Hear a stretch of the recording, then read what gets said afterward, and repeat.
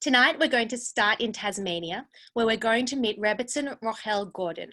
Rochel and her husband Yochanim moved to Tasmania from overseas in 2011, where they live with their two children, Shalom, who is 10, and Yehudis, who is 4.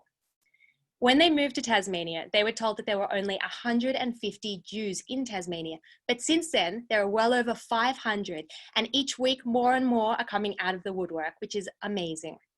When Rochel was growing up, she promised her parents that she would never live in a place without a Jewish school, a mikvah, a kosher takeout, and now she is living in Tasmania of all places. Rochel, thank you so much for being here. Now, tonight, can you please tell us the amazing story of how a horrific swastika actually helped Tasmania to celebrate Pesach this year? Thank you so much, Tali. I feel so privileged to be speaking with such a powerful group of people. Starting on January 16th with the defaced Star of David on the Launceston Synagogue and leading to a string of anti-Semitic slogans and graffiti around Tasmania, culminating in late February with a swastika prominently displayed in front of her home, horrifying local residents and the state as a whole.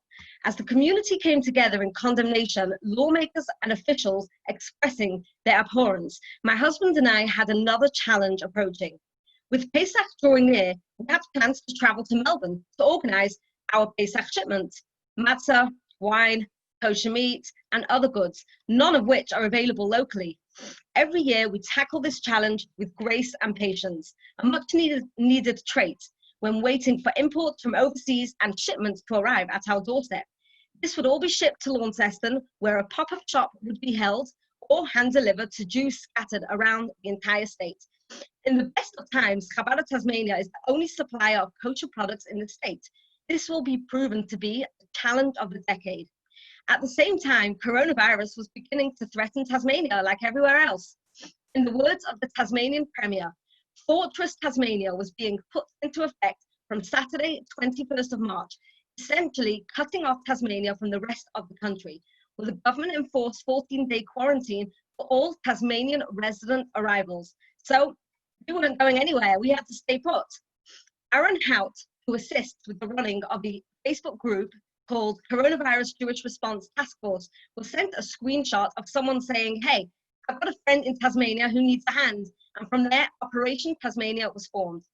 After explaining to Aaron the situation of the Jewish community in Tasmania, with the strong potential of not having any Passover food for the holiday, Aaron got the ball rolling, not allowing anything to get into his way. With responding from the shipping company, don't expect anything until mid-May, fearing that the entire state would go into a strict lockdown, which would make Pesach distribution impossible. We knew we had to act very fast.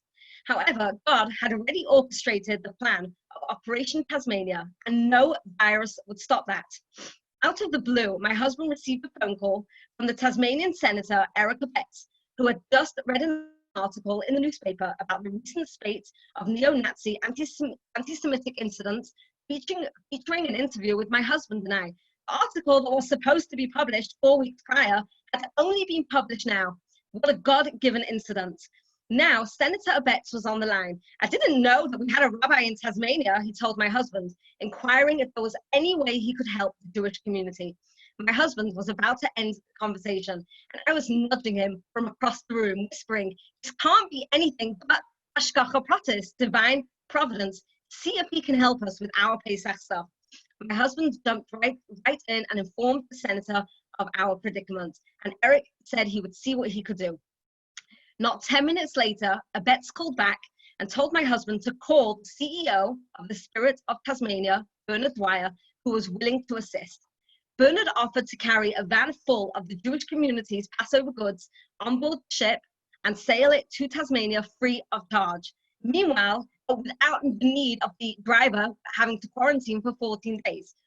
Meanwhile, in Melbourne, Aaron coordinated the logistics, and Alan Oshlak drove all over town in a commercial van gathering Tasmania's Passover goods from local stores and wholesalers.